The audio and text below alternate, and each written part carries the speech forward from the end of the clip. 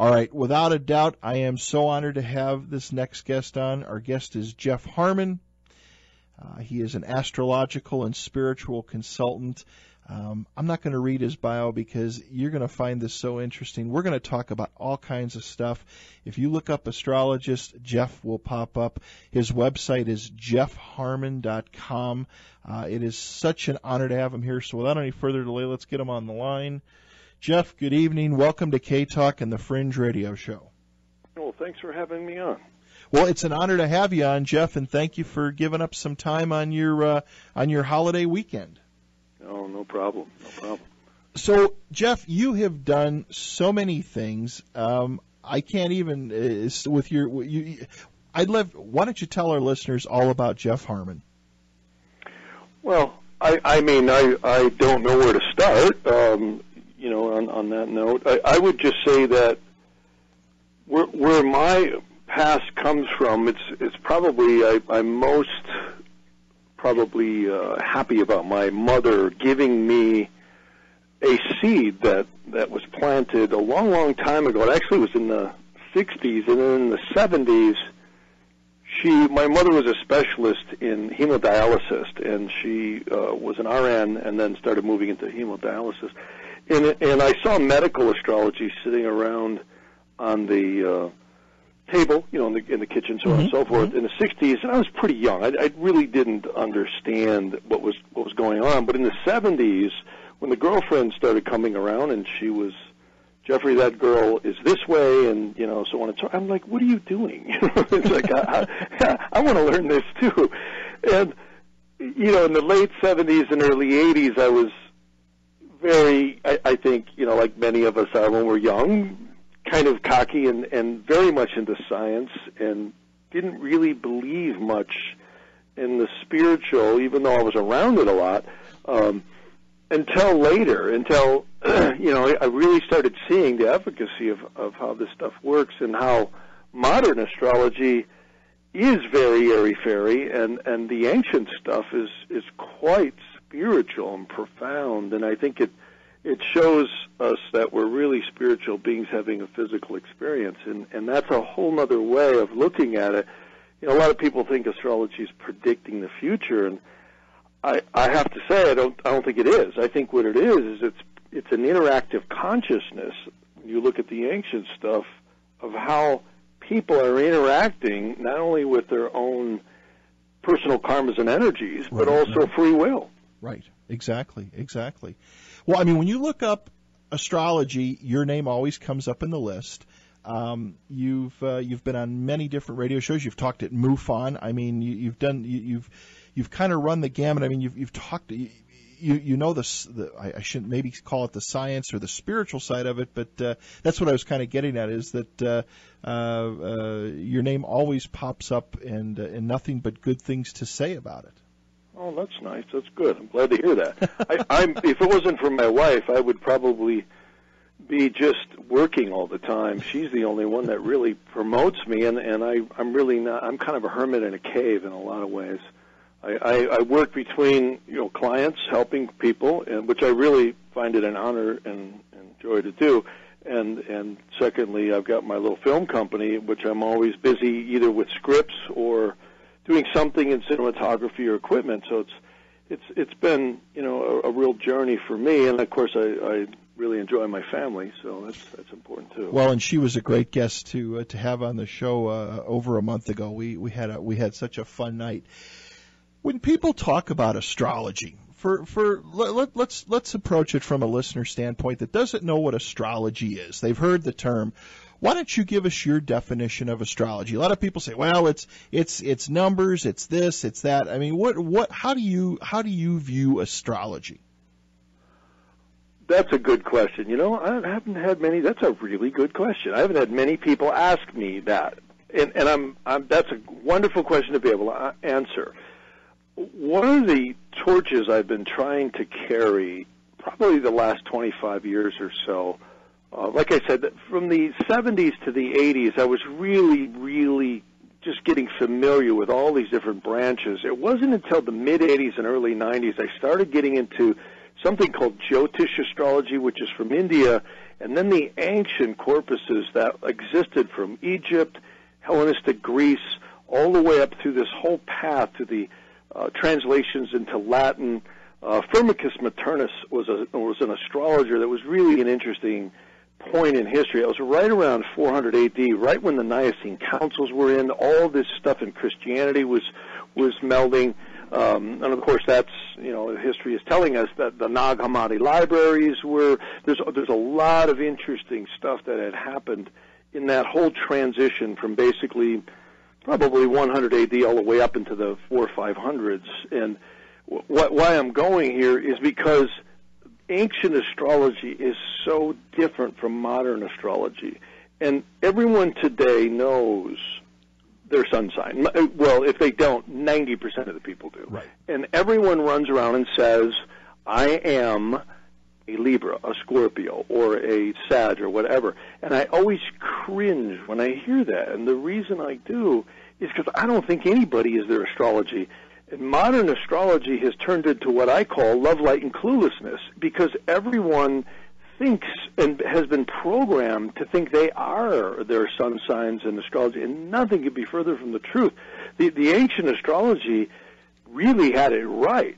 They said you're a spiritual being having a physical experience, and you got your astrology, your karma, your people, so to speak, your family, where we were born into, because of the collective consciousness that we are at.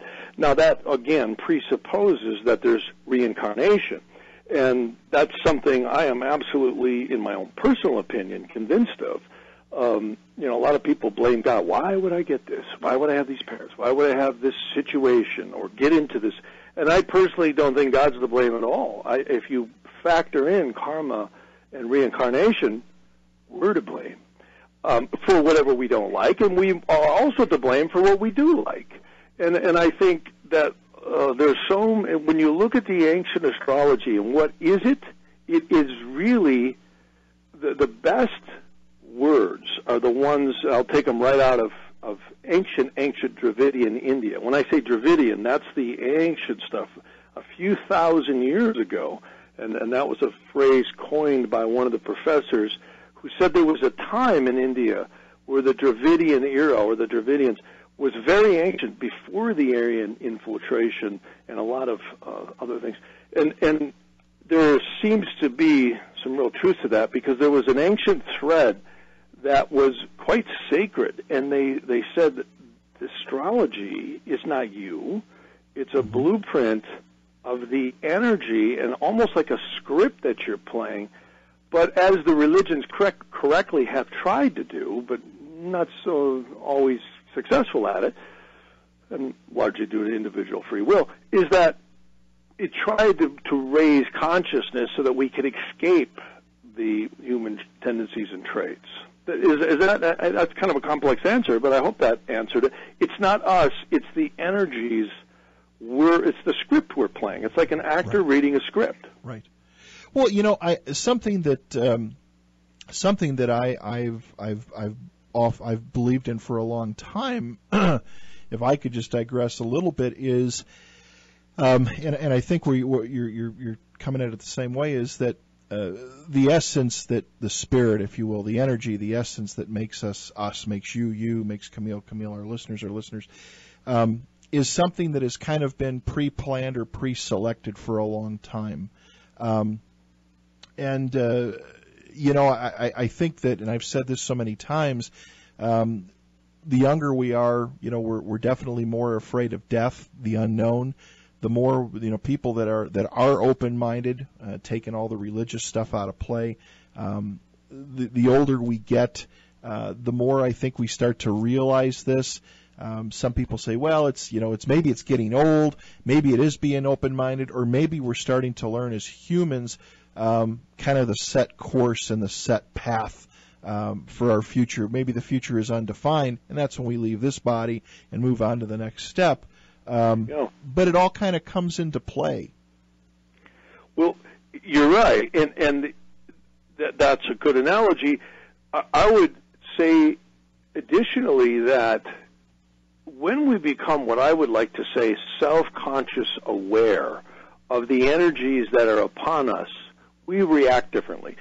Take, for instance, any of the martial arts, Reiki, Qigong, or for that matter, here's a practical example. When an airline pilot takes off from the airport, what's the first thing they're doing? They're assessing their conditions on a continuous basis. They got people in the control tower, and they're looking at all the contingent possibilities of weather, interaction with all the other planes in the sky, right?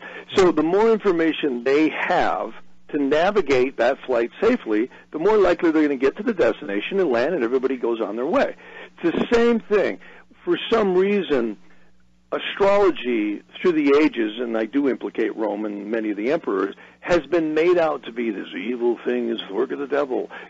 Not a chance. If you look at the ancient stuff, it didn't approach it that way. In fact, prior to the 1700s, Benjamin Franklin said it best. No emperor or no former prince would ever formulate something without electional astrology. Electional astrology has nothing to do with your birth chart. Well, it does, actually. You can cross-reference it. But more importantly, it was for coronations, times to get married, the commencing battles, medical procedures, on and on and on. And people think that, it's not true. Well, they ought to look at some of the history. One book that really validates that quite elegantly is a book called The Fae by Benson Bobrick. A really interesting book. It's a commendable amount of work on history, and he actually states in there, if history could be rewritten, it would be amazing. J.P. Morgan was an avid usage of astrology. He quoted it. He said, millionaires don't use it, billionaires do, and they keep it quiet. And I know a lot of my clients are some pretty substantial people in the entertainment business and banking, and they are always consulting me to do specific timing on contracts, and they certainly aren't telling anybody about it, and they don't want anybody to know about it. In fact, I kind of tell them not to. And there's a reason they'll go in the conference room at the attorney's office or email, fax, or whatever, send by courier the contract. I do a lot of restaurant openings and fashion show companies and various businesses and website launchings, too. I notice you have a sponsor that does websites. And what we do is we literally, it's when you concretize an event, when you actually say, okay, here we are, grand opening, or your pronounced man and wife. And these things, I mean, that's no different than an airline pilot saying, okay, is the sky clear? Right. And right. If not, great, we're going to not break out the coffee until we know the shear winds are not there. Or maybe we'll use runway south, 7 west instead of the other one because it's safer. Right. It's just logic and common sense. I mean, that's why we have, our speedometer and our dashboard is you use the tools available to assess your conditions so that you can navigate properly. And that's really what it was. And then it got made out to be this superstitious thing, which is so, unfair in some ways. And, it's interesting because in the early 80s I had a studio and I did so many interesting things with working with people. I actually worked with Mother Teresa, and I got to work with George Carlin, all these different people. And it was, just fun to observe all these different viewpoints. And the astrology I would always kind of keep in the background in those days. I had a studio, and I would always observe, why one person who's a Berkeley College student, music graduate, and another one, is got an addiction problem. And you look at this and you say, this is free will in action. Everyone is so uniquely different. Right. And psychology really is a great parallel to this. Now, you when I was looking through you're in the audio business with audio forensics. Mm-hmm. Let's talk. Do you use that, a little bit of that with astrology as well? I mean, do you sometimes what am I trying to say here, Jeff? Do you sometimes try to decipher things? Do you have people come to you? I noticed that you were dealt with the JFK assassination. Maybe you could talk I started the work on it and then it was stopped. But yeah, it was an interesting thing. That was to do with acoustics and timing elements. Well, there's something called forensics astrology, where literally I've had people researching missing persons, someone, particular crimes. And there's another type of astrology. It's called interrogation astrology. Okay. That's a word that was coined by someone that people will be interested to know is in their Bibles. It was a man named Ibn Izra, I-Z-R-A. In fact, if you look in the commentary, particularly in the Psalms and in the Old Testament, you will see that was Rabbi Ibn Izra. He was a court astrologer and one of the most prized in the 12th century. He was in Spain, he was in Italy, brought over to England, and he coined that phrase, and I love that phrase. The Latin version is called horary astrology, and it's divinational. You literally don't need a birth chart. You cast a chart for the moment. Point in case, I had a guy call me up and said, we've had a robbery. I said, okay. And he said he had a construction company. And he kept all this money inside of a welder. And he was kind of testing me to see, what I knew. And which I don't kind of like that because I want to help people. I Right. don't want to validate astrology. So right off the bat, I said, I'll bet it was some kids, and one of them, I forget the name now, but you can actually sometimes get names of people by the signifactors in the astrology. It's very scientific. That's what I like about the ancient astrology. Much more scientific. It's not this channeling stuff. It's just Right. very specific math in the astrology. The eastern horizon at the moment in time I cast is the querent, and whatever they're asking about rules the houses. And you have to use the ancient zodiac system, which is a lot different than modern astrology. Long story short, I said, leave the shop open and warn this kid, and I'll bet the money will come back. And he didn't believe me, so how can that be? This kid's going to steal. It was like $4,000 or $5,000. Right. And so he did it. He went with my suggestion because he had nothing to lose. He already lost the money. And he didn't go to the police yet. And I recommend, I said, just give this a little time. Threaten him that you're going to go to the police and that, you're going to press action against him. And sure enough, he called me back about a day and a half later and says, my God, I can't believe it. It's all back. And he said, how did you know that? I said, well, I just looked at the astrology. The Lord of your second, which in that vernacular means his possessions, was retrograding and coming back to him, which in plain English means that if he did what he did, threaten the child, that it would come back. So forensics astrology is really just trying to look at the situation from another energetic standpoint. So I never really combined the audio forensics. That was more science. We actually used, that was stuff that was admissible in court. You cannot get astrology to be admissible in court. That I don't think is going, I don't think that one's on the horizon yet.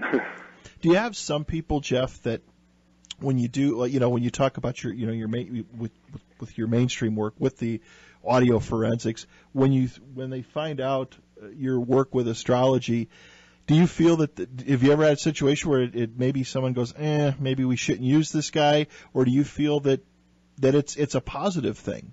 Well, I really don't do audio forensics anymore. I stopped doing that in probably the 90s. Okay. I just got away from it. Now I much more work in the creative aspects with the film company, and believe it or not, the astrology has just really taken over, and it's quite amazing. I mean, I'm really busy with it. I have a lot of clients all over the world where I'm doing either readings or business consulting and timing. I do a lot of wedding elections. I do some medical astrology. I cannot give medical advice, and I always tell people that. Right. But I will look at the energetic imbalances in the charts and tell them what the astrology says, and then I recommend they go see their allopathic doctor or naturopathic or whoever they're seeing, because I certainly think there's value in doctors, but a lot of people don't. They've given up on Western allopathic medicine, and I love the Ayurvedic medicine. That is a system in India that looks at the imbalances in your chart, and it's quite amazing. It's really been an excellent tool to at least give people another viewpoint that they can check with their doctors. You know, allopathic medicine is wonderful from the standpoint that you get tests, you can see what is, but oftentimes it falls short in looking at the causes.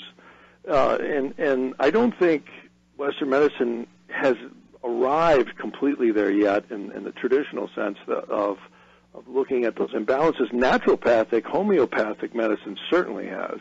And it's advancing where we're seeing a lot of integration there. And that's where astrology, when you have people open to that, can really fit in.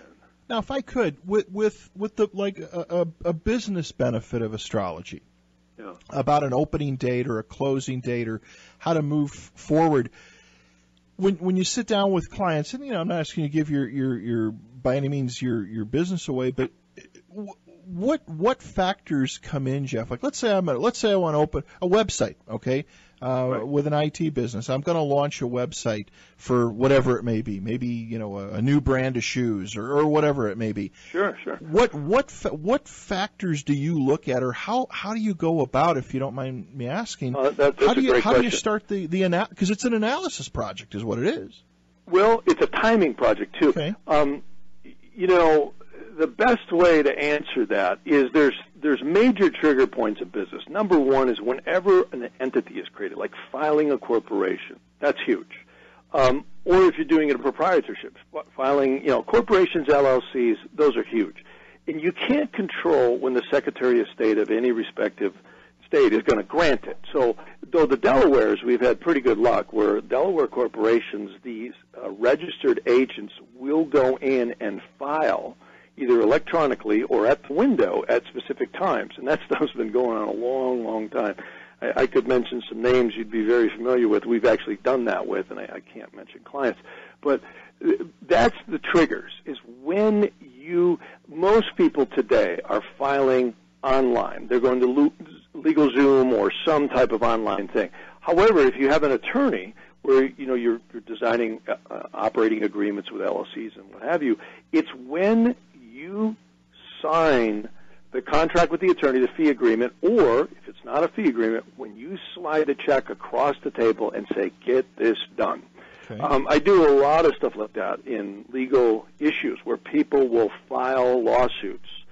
I could tell you so many stories. I just had one situation that was pretty substantial, where there was a lot of money involved, and they had been in litigation, and they wanted to file an appeal.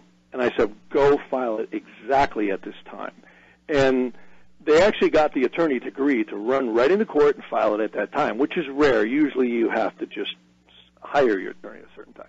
And that case, they won right away on summary judgment. It was really great. And trust me, that was a long, convoluted thing. So to answer your question, it's when you concretize the event of either filing LLCs, corporations. The other thing that really works is grand openings. Most businesses either open physically or they open on the internet. So I always tell them, like designing a website, you've got all the page creation, you've got all the designing and sometimes videos, so it's a long process.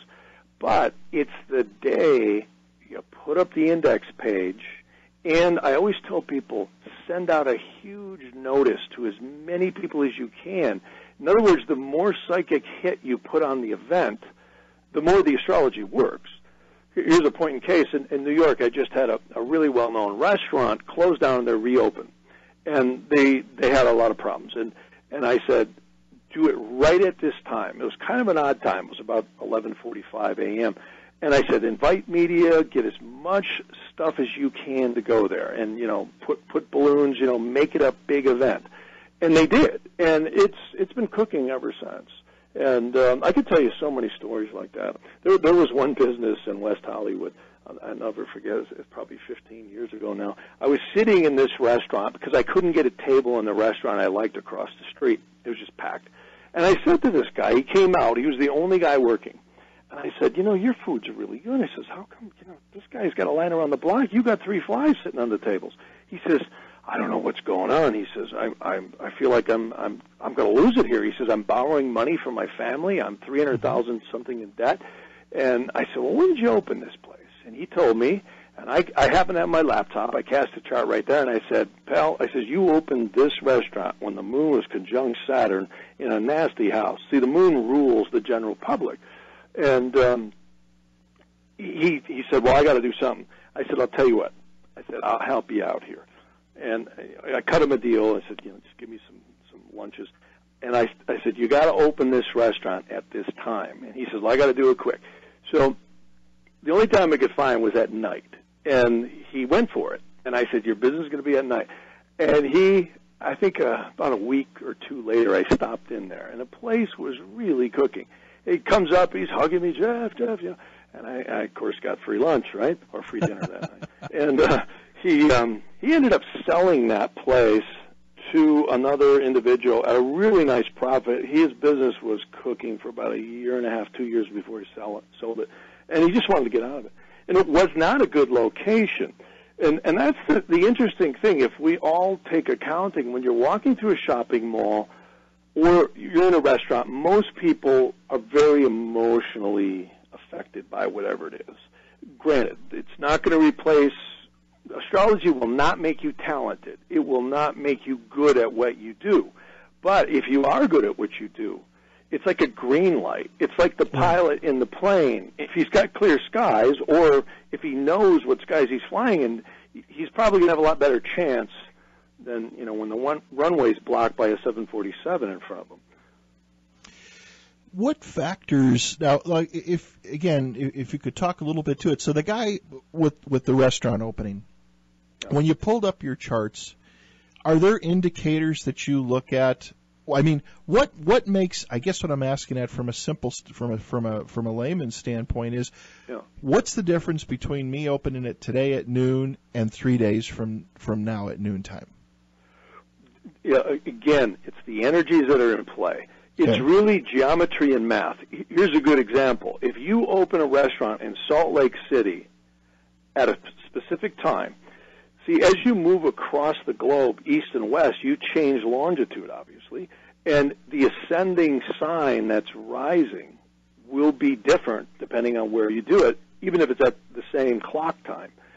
So you have the signs ascending, the lunar aspects, and then you have to look at what does the planet that rules the sign on the ascendant and the 10th house, if it's a business opening, and the moon had better be doing something lovely. If they're not, you're probably going to find a result commensurate with the energy at the time. It's really math, like wedding astrology. I can't tell you how many weddings I've done over the years, and I've also reversed engineered a lot of them that were not successful.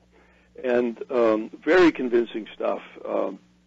For instance, the eastern horizon represents groom or bride, respectively. The western horizon, obviously, groom or bride.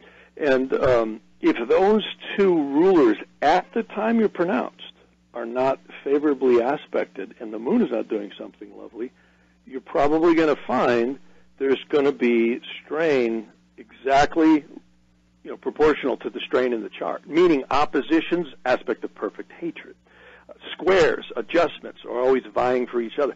Trines, smooth, beautiful, loving, kind, happiness. Because marriage is a contract, and everybody knows, after the first 6 months to a year, reality starts setting in. Right. And, it's good to honor the contract. And nobody wants to end up in dissension and divorce. I always say the American legal system is the finest system money can buy. Whether it works for you or not. That's right. Can you get the timing, Jeff? Can you get it down to literally the minute? Yes, and I'll tell you why. The eastern horizon, in general, is about 1,600 miles an hour. Now, that's an average. And, of course, that changes as you get close to the top and the bottom of the poles, North and South Pole. And what happens is it's called ascensional time. And what's really fascinating, I see time bombs that are set up in charts. Like, for instance, if you sign a contract at a certain time and there are good aspects right away, each degree of longitude actually works out to be approximately a year in what we call ascension. Oblique ascension is it's a kind of a strange term that means it's the essential rate of the Earth's rotation extrapolated out in years. And these are called progressions. This is the kind of stuff that was around back in Egypt, the Middle Ages. I mean, they knew this stuff. Pretty interesting stuff. And this is not theory. I've got a whole library here of some fascinating translations that, even the Royal Observatory in Nassau has vouched that some of the ephemeral data that was around back then was incredibly accurate, much more so than history, and a lot of people want to admit. It was pretty profound stuff. If you told the king to go to war and you were wrong, you probably didn't lose your pay. You might lose your head. Right.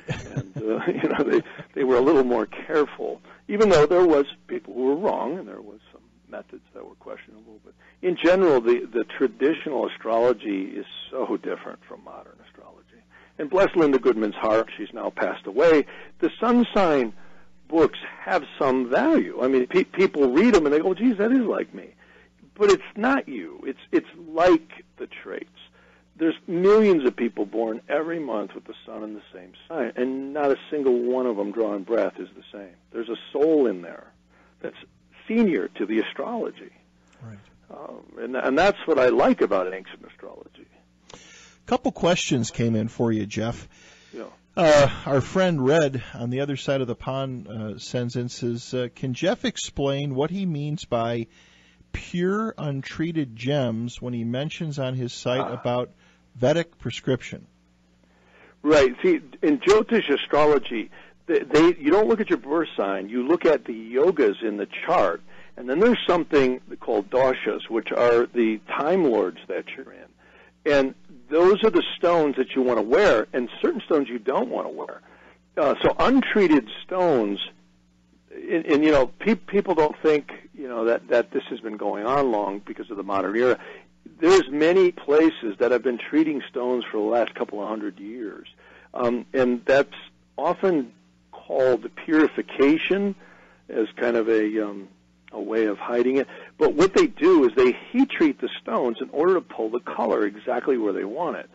And that's been going on for a long, long time. And like in India, I get a lot of stones from Sri Lanka and India, and they'll end up going up to Jaipur or some of the cutting centers, and it'll still have dirt on it and won't even be faceted. Now, oh, look, it's natural. So a lot of the people get the stones, and they think they're natural. And a very dear friend of mine who just passed away, he actually started the GIA in the 60s in California. He was one of the leading experts on treatment, and he was basically saying how there's nuclear bombardment, there's lab-grown gems today, there is irradiation with, again, the nuclear lasers, and then there's, of course, the heat treatment. So it's really getting kind of scary out there to truly get an untreated stone. And the difference is the energy is amazing when you get a truly untreated stone. And then I set them at good astrological times to the wearer, and then there's a blessing and prayers that you do. It's actually like a personal talisman. And then there's a prayer that you do over it called a mantra, and then there's a mathematical angelic square that you place them on when you do the prayer. So it's really an interesting process. I actually questioned it many years ago, and since, I got to tell you, I've got 5 stones hanging on one chain because I have found, even in Kirlian photography, they're amazing, the energy. Wow. It really is. I've had so many people tell me, I questioned it, but I did it. And then they said, I really noticed a difference on the stones. Very interesting, very interesting. Mm-hmm. Another question. I have politicians and attorneys who are wearing stones. They don't want anybody to know. Really? Yeah. I'm telling you, you'd be surprised at some of the people who honor and know the value of stones. Yeah. It's amazing. It really is. And I can tell you, I had one friend of mine. He said, all my life, he says, I've been pretty suicidal. He says, I have to tell you, he says, since I've been wearing this particular stone, he said, I've never felt that way again. He said, I still, have my emotional ups and downs. He's never as severe as that. I said, I know. They're amazing. Do they tend to draw away the negative energy? Well, that's a good question. There's a wonderful article on my website about why gems are powerful. Some believe it is the vibration and the electrical interaction with the aura. I personally think it's that and more. It is believed that there are angelic forces that rule each planet. And if anybody's ever heard of a book called The Sefer Ratziel, you can't make this stuff up. There's literally angels. It's really amazing when you read a book like that. I mean, even science will tell us, our planet is doing 68,000 approximately miles an hour around the sun. Our sun is doing, NASA says, about 480+ thousand miles an hour around the central sun. The moon's doing somewhere around Mach 2.5. And in fact, our sun is so fast, they say our planets aren't orbiting the sun, they're spiraling in orbit behind it, and the synchronicity is breathtaking.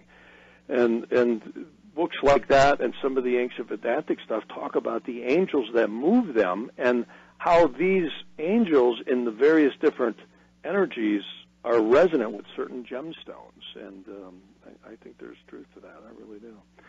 Even quantum physics says something exceedingly intelligent is holding this all together, and it's not just gravity, right. And it's not just atoms and molecules. When one of the questions that came in for you, Jeff, was now you've given talks at MUFON. When people bring up the subject of extraterrestrials, right. What's your thoughts on that? Do you think it's all integrally tied together? Do you think that really and truly, at the end of the day, it doesn't matter if you're from planet Earth, planet Pluto, Mars, wherever, the energy that makes us all what we are and whatever life form all comes from the same place or all is in the same place? Well, I don't know. I certainly don't claim to know the answers to everything. I'm just I know that I don't know what I don't know, and there's certainly a lot of mysterious things going on this planet. And I remember the Mayan calendar scare. We were all going to be pummeled with 70-pound meteors. Remember John Cusack in the movie 2012? It was all going to roll up and blow away. And of course, nothing happened. And some say, well, it did. I never thought anything was going to happen, and I still don't. I think this place is really divine, and I personally believe there are extraterrestrials. I grew up in northern Wisconsin. I had a motorcycle shut down in the 70s. It was a 650 Triumph. I'll never forget. I was going around this lake, and I had just left a girlfriend's house, and I saw this pulsing yellow light. It's called Big St. Germain Lake, and I thought, how odd. And I remember feeling kind of strange, and I took off, and then when I got over on our lake, so there's a series of lakes up there, the bike dies. And I didn't think anything of it. I thought, okay, fine. So at the time I smoked, and I took a Bic lighter out and checked it, no fuses blown. I even arced the battery. It was completely dead. And I pushed the bike down, it was about a quarter of a mile, to a gentleman's house. He was probably in his 60s at that time. And I said, do you mind if I keep the bike here? I'm going to walk home. He says, no, let me give you a ride. And he's the one who noticed. He said, what is that over there over the trees? And there was this red, kind of yellowish, pulsing sphere again, but a little different color. And he's the one who caught it. And I said, I just saw that thing before. I don't know if it's the same one. So we didn't think too much of it. Got brought home. Next morning, I had my mother with a pickup truck bring me over. And I figured, well, I'll just try the bike for the heck of it, If anybody knows what a 650 Triumph are, they're fairly persnickety. Anyhow, I hit the button, boom, starts right up. I went, okay. I had so many things like that happen, missing time, and then I hear guys in the military telling me, they see orbs around missile silos, and afterwards they're replacing circuit boards. So there's so many things going on this planet we don't know. I actually did a study for MUFON on abduction times in astrological charts. We did a lot of different people. I forget all who's the gentleman up in Arizona, Snowflake, the very famous one. Travis Walton, yeah. Yeah, did a lot of different analysis, and I knew Dr. Lear, who's now passed away, over in Los Angeles, and John Mack. I met with him, with Camille in Malibu, and he was I like John Mack a lot. He was a psychiatrist, if anyone doesn't know. Really, I like John Mack because he was a very linear, objective thinker, and yet was open enough to look at the possibilities. And his conclusion, Scott M. Peck as well, or M. Scott Peck, that there's something to it. I think the same. When you take someone like a Travis Walton and put all your knowledge, you put everything to it. Was there something unique that stood out about him?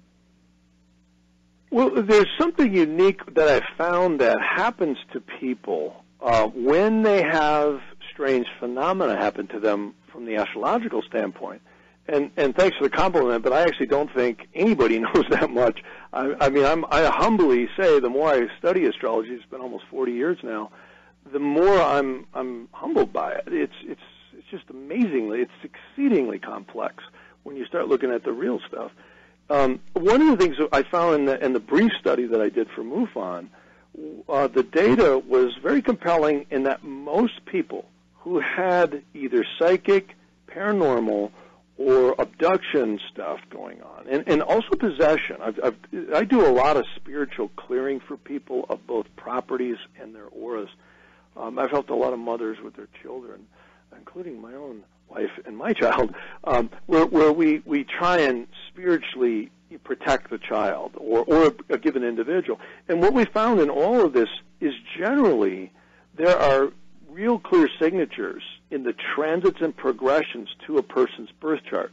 A point in case is usually Saturn, when transiting in hard aspects to the 8th house or 12th, you can just about bet something's going on there. I've had some interesting conversation with psychiatrists and psychologists about this, and there's really a clear resonance where the reality structure as we know it, the veil is thinned when you have certain things going on. Vedic astrology, clearly, when you look at the Time Lords in Vedic astrology, that are called dashas, and also Gokra, which is a Sanskrit word means transiting. These things really line up with certain conditions in people's lives. I'm kind of blown away with Vedic astrology because it's so accurate, it's creepy. And when you look at it, you go, this isn't fate. This is just energy releasement. And I find when people get their hands on what that energy is, they react differently. And to me, that's the most powerful force in the universe, is reaction.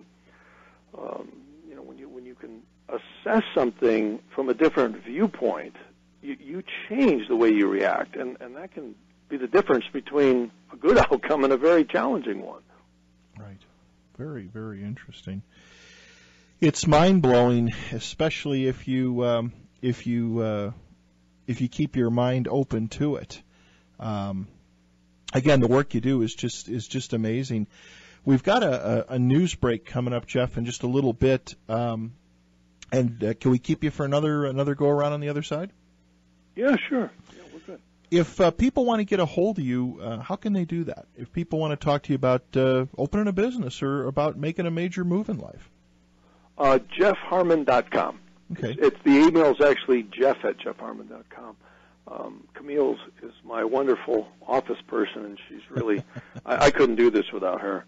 She's amazing. Well, she's an amazing person herself. Like I said, we had her on the show a month or so ago before a few things happened our way, and just a great guest and learned so much from her.